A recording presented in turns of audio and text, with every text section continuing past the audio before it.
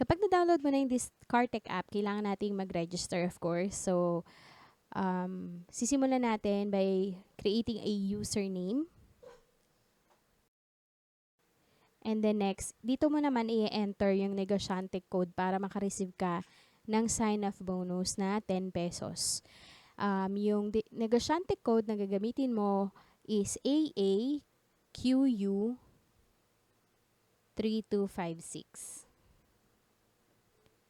And then next, enter your mobile number.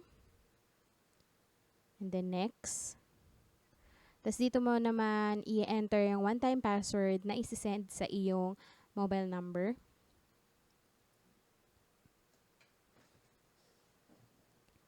Tapos mag-set up ka ng password. Sabi dito mag-create daw ng goals, pero mamaya na yan. Ayan, success na yung ating pag-create ng DiskarTech account. Ang next step naman natin ay i-verify yung ating account. So, just tara na at mag-explore.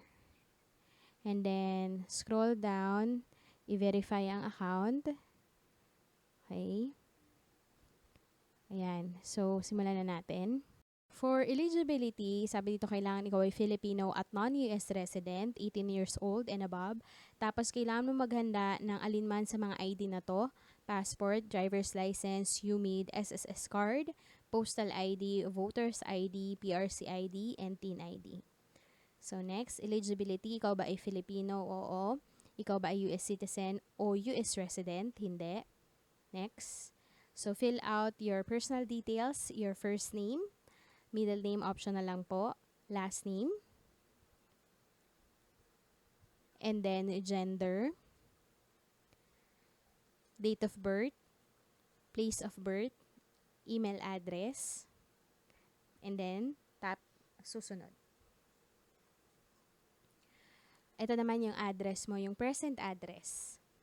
And then select or tick mark yung same as present address kung yun din yung iyong present address.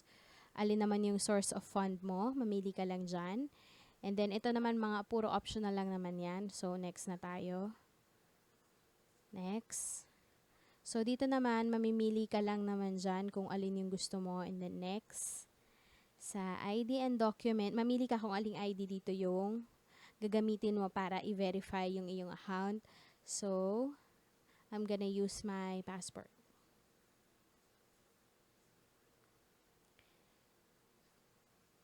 Okay, so tap next. Ituloy na. And then allow.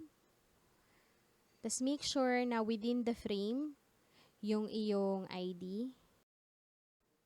And then tap continue.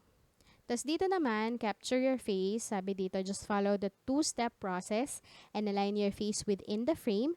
Hold the device on eye level and look straight to the camera para ma-automatically capture na niya yung iyong mukha. So, tap continue. And then, ayan. Isang malayuan at saka isang close-up. Then, once you're done, i-upload niya yung documents mo.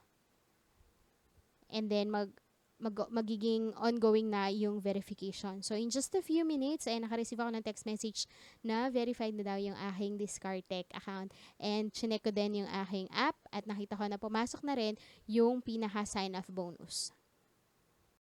Kung sakasakaling ma-reject man yung inyong verification process dahil sa ID, dahil malabo daw yung pagkakakuha, try lang kayo ng try hanggang sa ma-verify siya. Pwede naman kayo mag-retake nung sa ID kung sakasakaling malabo yung pagkakakuha, or kaya naman, pwede din kayo gumamit ng ibang device na mas malinaw yung camera. Sana marami na naman kayong napulot na aral mula sa video tutorial na to. For comments, questions, and video suggestions, feel free to post them on the comment section below. At para sa susunod na video tutorial, ituturo ko naman kung paano tayo kikita sa DiskarTech app. So be sure to subscribe to my YouTube channel today at i-click mo yung notification bell para lagi kang updated. That's all for today and I hope to see you again next time. Bye!